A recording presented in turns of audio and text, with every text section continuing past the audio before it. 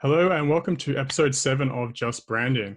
Super excited today because we have the incredible Stephen Houraghan, who is the Brand Master of Brand Master Academy, which is a school that teaches people around the world to learn brand strategy. And in particular, Brand Master Secrets is the course that I love and I continue to talk about, and very excited to talk with Stephen today. And we're going to dive into brand personality. But before we do, did you want to introduce yourself any further, Stephen, or do you want to just jump into the meaning of brand? Oh, I'll give the audience a 10 or 20 second. Yeah, so I've got Brand Master Academy as my core brand, and my background, like most of the audience, is design. So I've come from a brand design background, and over the course of 6 to 7 years, slowly transitioned into brand strategy. And I know that a lot of designers are kind of coming to that journey and kind of coming to that crossroads, and that's where I found my struggles and my challenges. So that's where Brand Master Academy was born, and Brand Master Secrets from that, to kind of help designers with that transition and that progress. Yeah, where did that come from, Stephen? Like, why did you want to help others? Where does that kind of need to help come from? Hi, it's Matt, by the way, everybody. Matt, I'm just a good guy, mate. That's it. You really are. That's pretty much it. No, it's the old adage. Most businesses are created, I found, from somebody overcoming a challenge that they've come across themselves and realized how difficult it was and how painful it was, and have that emotional connection to all of that pain and all of that struggle, and kind of realizing, if only I could go back and tell myself, what to do and help myself, how would I do that? And that's kind of where it came from. And I knew from how much research I was doing online, how much studying I was doing, how much reading, how much crap was out there, pretty much. And, if I know that, and I know the people that are looking for that information are coming across this same stuff, well, I would like to be in there kind of putting better content in front of them, holding their hand a little bit more and saying, look, forget about all that crap. This is what you need. This is the direction that you need to go. And in turn, kind of cutting out maybe 3 to 4 years of trial and error, basically. So let's dive into that a little bit further, because I have taken the course and I'm a big advocate for it, as you know. And the reason why I am is because it really does help designers bridge the gap between design and strategy. And it does go into the scientific thinking behind it as well, the psychology, and it gives you all the worksheets and tools and templates to get there, which is incredibly powerful. So kudos to you. But the section we're going to talk about in this podcast is personas, personality, brand archetypes. So after, I guess, you worked out all the internal aspects of your brand, so the purpose, vision, mission, and values, and like where the customer's positioned, or the brand's position, sorry. How do you fit brand personality into the mix? Yeah, so the internal brand is kind of the soul of the brand, and especially when it comes to people, but really kind of the whole spectrum of branding. I like to really step back and think of the brand as a person. Like I really have this philosophy of the human brand, and I speak about that quite a bit. And the idea there is look, we all connect with people in a certain way. We all, we gravitate towards certain characteristics, certain sense of humor, but, we all gravitate towards human characteristics, and we're seeing this play out in the branding spectrum. We've seen that transition over the last 20 years or so. and we've seen more and more brands become more human. So first and foremost, that's where the position that I like to think of a brand from. So from the internal brand, to me, that's kind of the soul of the brand. You know, the values and you know, the mission and the vision and the purpose. These are all things that we all have as individuals, but we don't necessarily talk to other people about them. And you know, there's a lot of businesses and a lot of brands that come across vision, mission, values, and see them as something that you need to put up on your website. But if you think about yourself as a person, these aren't things that you go out and, you know, just open up to people about. You don't sit down at a barbecue and meet somebody that you've never spoken to before and all of a sudden start unloading your purpose and your values onto this person. And that's how I look at the internal brand, and that's how I look at branding as a whole. If you look at your brand as a person, then you can see how all of these pieces of the puzzle fit in. So once you have your internal brand, and that's, you know, how you think, how you feel, and you know, the things that as a person you would internalize to yourself, that's your core. You know, that's what you've got as your foundation. And then you need to start to understand who your audience is, the competitors in the marketplace and that market landscape, so you can define how you're going to be different. But the key to really pulling out the personality for your brand is in understanding who that audience is, because that's the person that you're trying to connect with at the end of the day. Like when you take a step back and ask what your brand is, or distill what your brand is, it's an entity that is trying to connect with a certain audience. And unless you know that audience intimately well, then you're not going to know how to connect with them, how to resonate with them, how to speak with them, what kind of challenges they're going through, what emotions they're going through. And going back to the conversation that we had earlier about Brand Master Secrets, this is why I was so connected with that project, is because I could resonate with those individuals, with those designers, because I had been down that road, I had been on that path, and I knew that person intimately. I knew that designer intimately. I knew the searches that they were going through online, the you know, the articles that they were reading contradicting each other, the frustrations with that, not having that signpost, that clear way forward. So coming back to any brand, you really need to understand that audience, understand the journey that they're on. And when you do that, then you can start to pull out the personality that will best resonate with them. So that is the pathway to developing that personality, is really looking at your brand as a person, and then really focusing in on the person that your brand as a person is trying to connect with. So how do you actually go about finding that personality? The personality for the brand? Well, I understand there's two, that like the audience persona and then the brand's persona. So I guess we can start with the audience persona first and then lead into the brand persona. Yeah, so the audience persona, look, the reality is this is a fictional character, because what we're doing here is we're trying to distill a group of people that could be in the millions down into a single personality, or a couple of personalities that we're really trying to connect with. So we want to best represent who that person is as possible. So it is a fictional character, and we can start the process like that. So we will know a few things about them. We'll know some basics about them in terms of their demographics. We might even know some about their psychographics. So just to give a bit of framing as to what demographics and psychographics are there, the demographics are the circumstances of the person's life. So, you know, how much money they earn, you know, what kind of car they drive, are they married, do they have kids?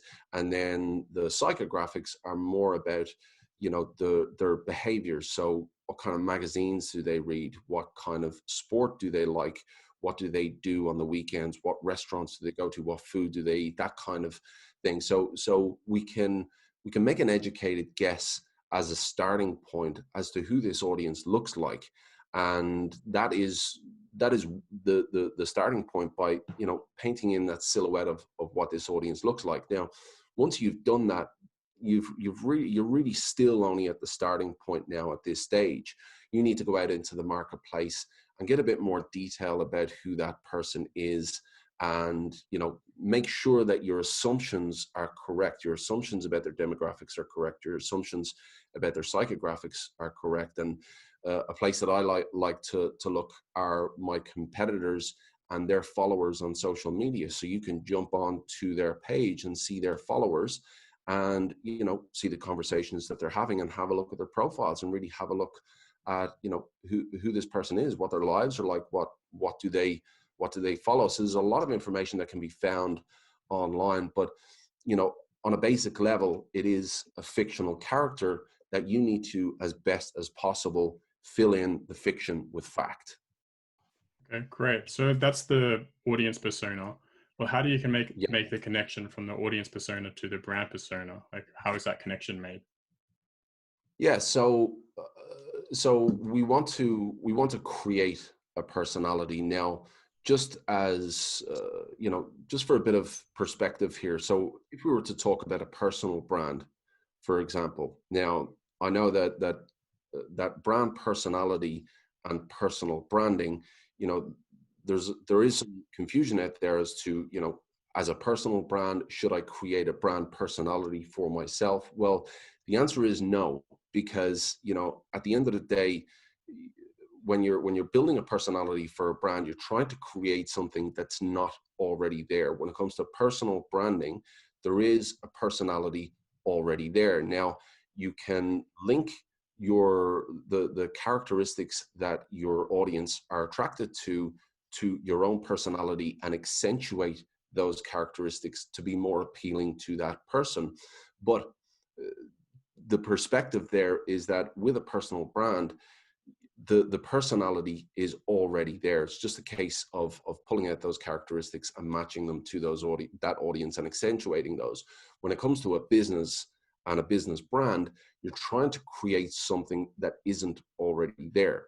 So a good way to do this, and this is where I start my personality development, is with archetypes. So archetypes, for those who don't know them, it's a personality framework of 12 personalities, and this framework goes back decades. It actually goes back to Greek mythology originally with Plato, but in the early 1900s there was a psychiatrist called Carl Jung, and he created this personality framework. And essentially there are 12 personalities, and these personalities make up pretty much everybody. You will fall into one of these personalities more than the rest.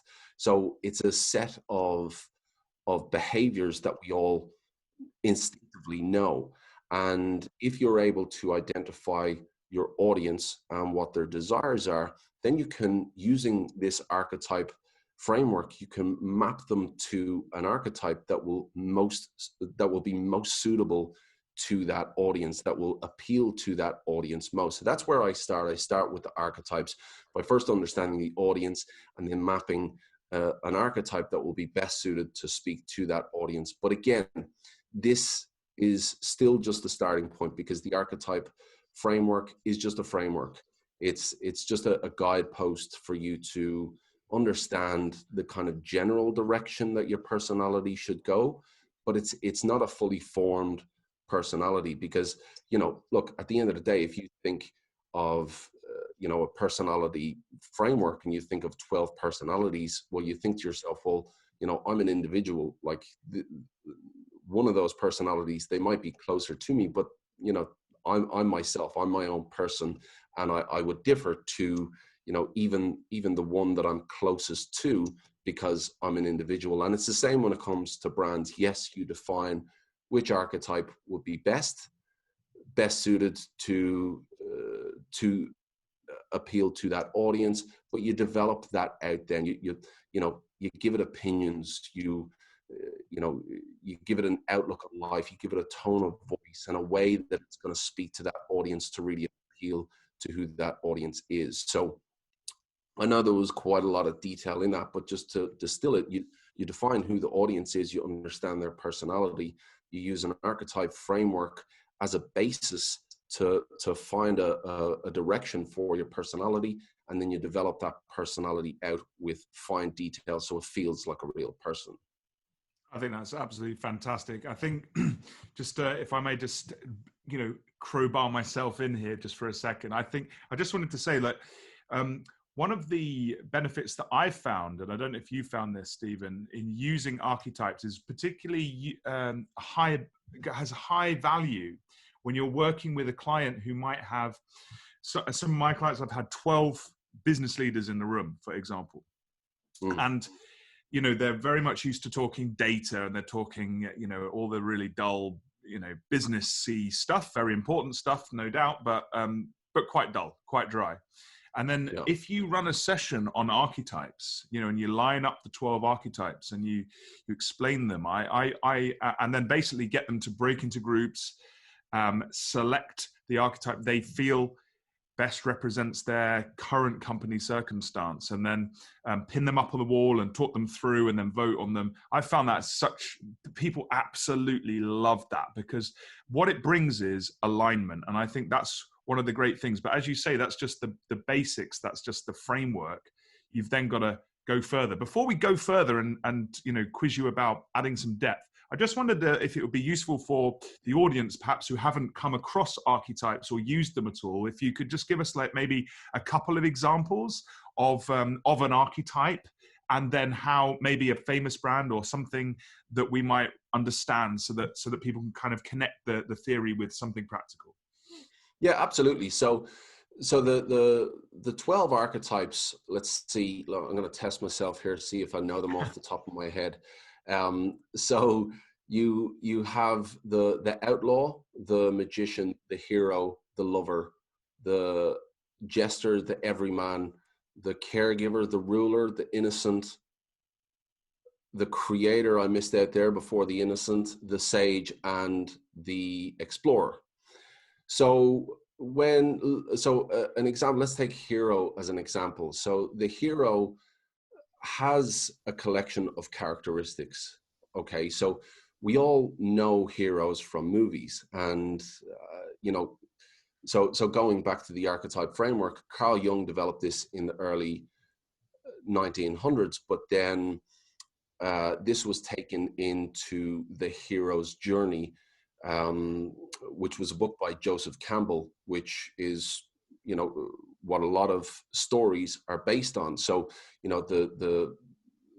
it has a certain pattern, and all the best movies in the world that we all know and love, they're all based on this same pattern. Star Wars, Toy Story, and that is, you've got a person that overcomes these challenges and comes in front of this, and there's by the end they've transformed into a new person. So that is the hero's journey. So going back to the hero archetype, so we group a collection of characteristics into each one of these archetypes. So for example, the hero, they're brave and they're courageous, and they want to be seen as being the best, but at the same time, they're righteous as well. So they want to help other people. So this hero, we've seen this hero in the movies, time and again, Superman, for example, and that's an example of a characteristic, or that's an example of a personality that we instinctively know. It's in our subconscious because it's passed down through myths and legends and stories, movies. So we subconsciously know this character, and that plays out then in movies as it does in brands as well. So if we were to define a brand that is most aligned to the hero, well, that would be Nike. So if you think about what Nike stands for and the people that follow Nike and who they represent, what they represent, the just do it tagline, it's all about overcoming adversity. It's all about, being the hero, and every single face that they have representing their brand, from Serena Williams to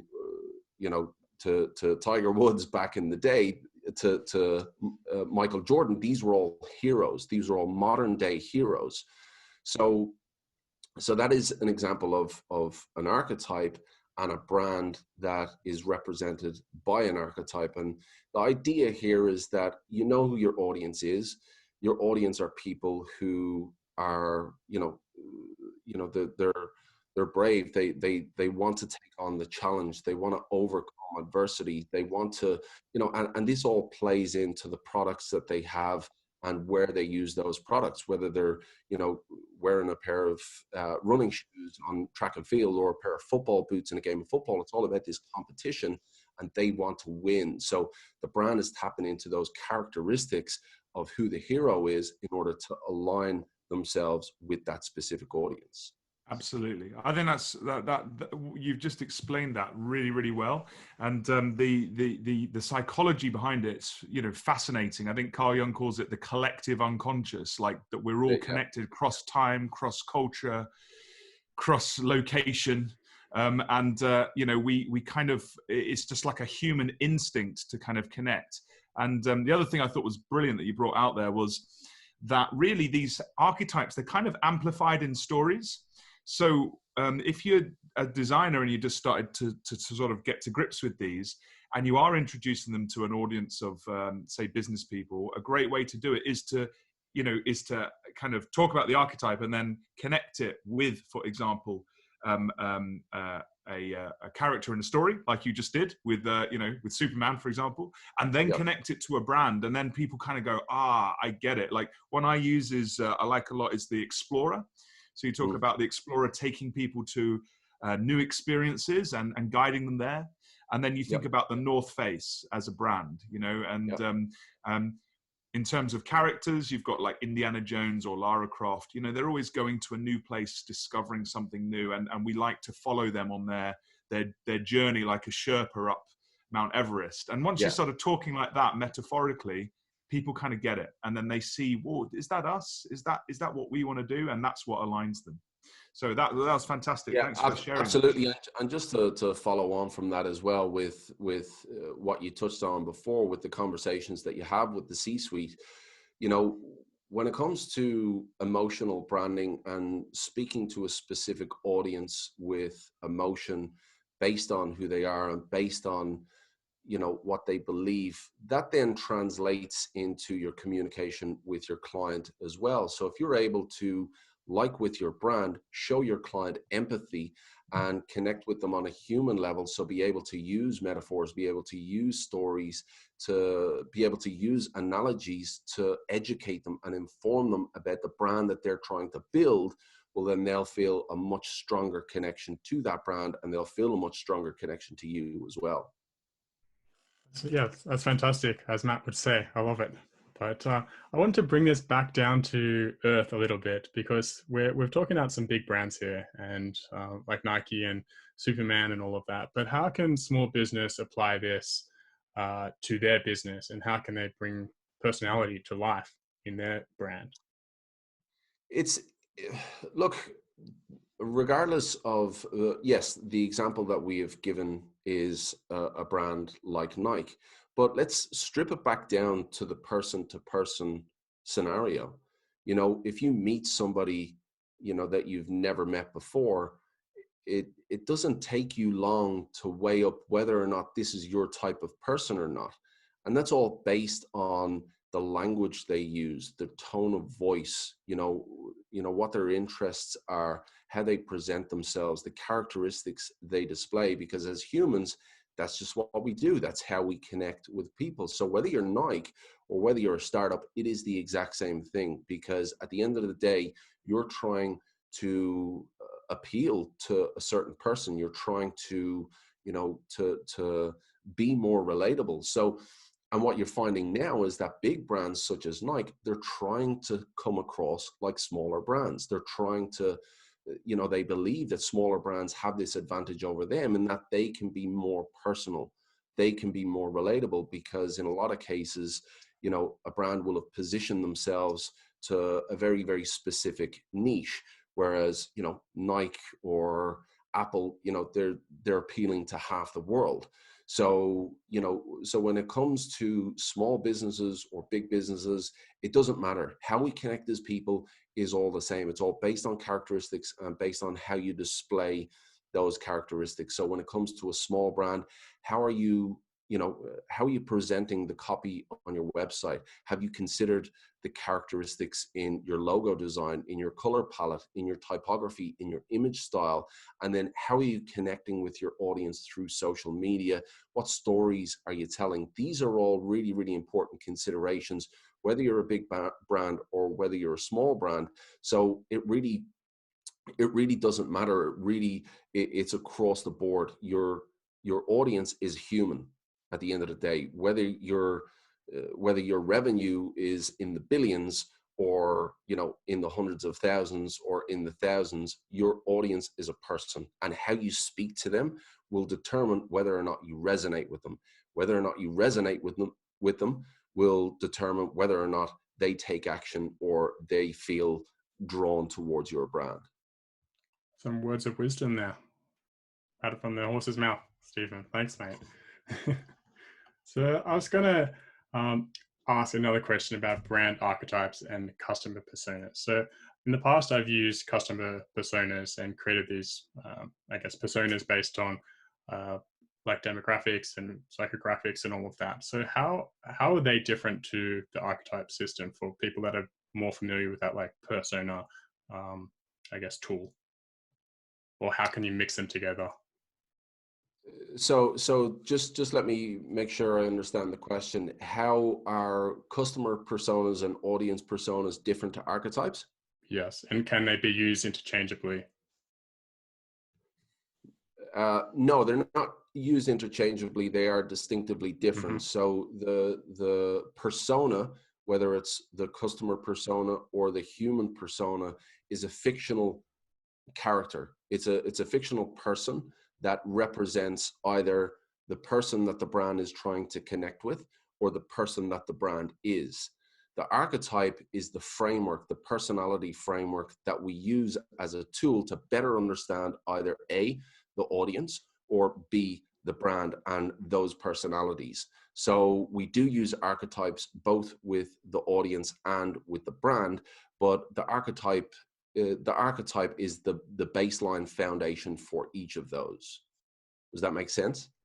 Yeah, it makes sense. So I was just wanting to get the definition of both and how they could be used, if they could be used together. But yeah, and they are, and look, they are used together. They, in order to better understand your audience, you really need to understand the personality that they are, the personality type that they are, and a big an ace up the sleeve of the archetypal framework is being able to link characteristics back to a core desire. So each of those personality types within the archetype framework has a core desire that is very, very specific. So the core desire for the ruler, for example, is control. So you can tell based on the desires of who your audience is which archetype they're most aligned to, and if you know the archetype that they're most aligned to, then you can define the archetype that will be best suited for your brand. Gotcha. Thanks for clarifying that. I've got a quick question. So let's say you've identified a core desire for, and you understand your audience's desire, yep. And you understand in the framework that, say, the ruler would, let's go with that example, like your audience wants control, and so you think, right, okay, so we need to embody the ruler to resonate correctly. But when you go back out to the marketplace, you suddenly realize, like, all of the competition are also positioning themselves in that space. What are your sort of thoughts on that? I mean, would you ever switch to a different type of suitable archetype to differentiate yourself, or do you think that wouldn't fit with the framework well? This is where the secrets of Brand Master Secrets is. You're drawing me out here, Matt. I like that. So this is where I would use an influencer archetype. So And there's something else about understanding the role that your brand is playing as well. But let's just stick to your question for the moment. So yes, I understand that point. Everybody else in the marketplace is, let's say, the ruler. So how are you going to use a personality to distinguish yourself in a market full of the same personality? So that's where you would use an influencer archetype. And even if, for example, all of the other brands in the marketplace are rulers, you first need to define what your role is with that audience. So, are you going to be a ruler because you want to represent their idea of success, or is your audience a ruler themselves, and do they want more guidance than you just representing what their aspirations are? So maybe I didn't explain that too well in that case, but you really need to consider the role that your brand is trying to play. And if you do decide to go with a core archetype that is being represented within the industry, so let's take an example here. Let's say in the high street fashion industry. So a lot of those high street fashion brands would be ruler archetypes. They would base their personality on ruler archetypes. Everything is about status and wealth and control and power and prestige.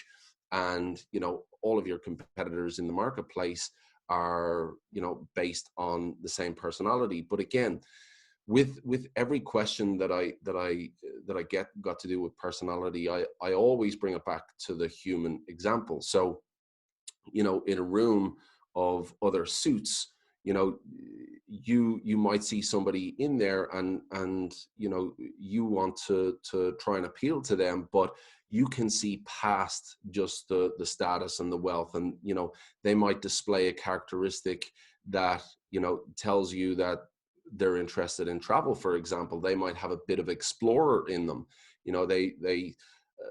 They are more than just the archetype itself. So this really comes back to knowing who that audience is and what their desires are, what their psychographics are, what they do on the weekends.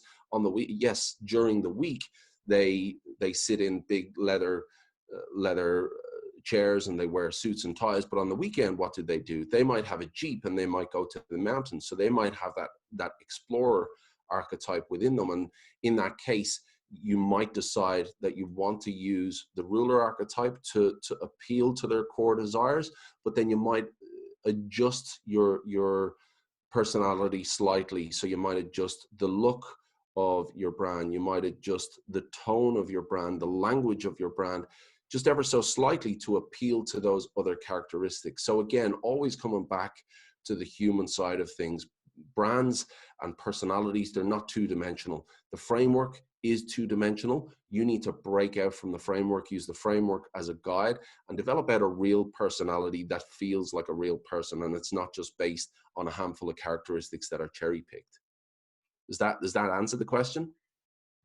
Yeah, I think so. I think you've answered it really, really well. One thing that I've also done, so there's the sort of the sub archetype, the wing archetype, whatever you want to say, to build that in. But I suppose one of the other things you can do, particularly say in B2B brands, is examine like, okay, if the core desire is control, everyone else is just kind of shouting control from the rooftops and they're rulers. Yep. How are we giving the audience control, right? So you could say, oh, well, through knowledge and data. And then suddenly you might sort of find a niche or white space in the market. Like, hey, nobody is really talking about the data here. So let's embody the sage. Let's be the Yoda of the industry. Exactly. That's it. That's exactly. And you've just given an example of what I've said there. So it's looking past the core desire to who that person really is. And if that person, they want that data, well then, the sage is a good personality to kind of represent and appeal to who that audience is. That's a perfect example. Yeah, it's great, and that's why this framework that you're you're advocating is so powerful. It really is, because you can have these kind of really bizarre, like some people come out of my workshops and they're like, Matt, what the hell have we been talking about? We're all like serious, like corporate heads, and suddenly you've got us talking about magicians and and heroes and explorers and jesters. What on earth is going on? And I say, well, welcome to branding. Everybody becomes a philosopher as well. I don't know did you read Marty's book? What's his most recent book? Scramble. Yeah. That's a perfect example. They're all in the room. They're all collaborating, and they're all, all of a sudden showing these human sides to themselves that they wouldn't usually do it. And the head guy, the CEO, is seeing sides to these people that he hasn't seen before. So that's exactly what happens. And I think anything that can open people up emotionally around their business is a really positive thing. Although they don't do it almost like what you were saying. You don't kind of just go in and share. You've got, as a consultant, as an agency, as a designer, you need to build that trust, and that takes effort. And I know we've had other sort of podcasts, and we've got some coming up, I'm sure, that will help us to help people with that. So thanks so much. That was absolutely cracking. It really was. And just a tidbit of trivia. This is actually how I found Steve, was through Brand Archetypes. And he has an incredible post, extremely detailed. I think you're still ranked for #1 on Google for Brand Archetypes. It's an incredible guide. So if you're not doing the course, go check out that guide, because it'll help you get a better understanding of all of this. You'll start to see all those 12 archetype types, and you'll get a much better understanding, and you can start to use that in your workflow as well, and start integrating it as smoothly as possible. I'm personally still learning at this time. I've come from a background of using customer personas, and I'm still integrating these archetypes and getting my head around it. So it does take a little bit, but it's a powerful tool, as Matt and Steve have obviously explained here. So definitely check that out for sure. Yeah, and I going back to what I was saying before about wanting to kind of have better content out there than what was previously available. I did that with Archetypes, but I've just recently completed a definitive guide for brand personality. So it includes all the archetypes, but it includes all of the personality building steps as well. I think it's /brand-personality. So brandmasteracademy.com/brand. We'll put it in the links. Yeah, we'll put it in the links to make it easy. I think that's brilliant. I think what you said as well is worthy of note, that this is just a framework, just kind of as a parting question, like not a long answer, but if you wanted to build some depth to it, like how do you sort of recommend to clients, to designers? So say we've got the archetype, like it's the sage, it's about wisdom, knowledge, data, the Yoda of the story, right? How do you then take that conceptually and bring it more down into something practical, tone of voice, design style, imagery? How do you recommend that happens? I have to congratulate you on your questions, because you're really extracting the details from me. It's great. Fair play. But no, it's you can call me that. yeah, absolutely. But no, it's a great question, and that's something that I drill home.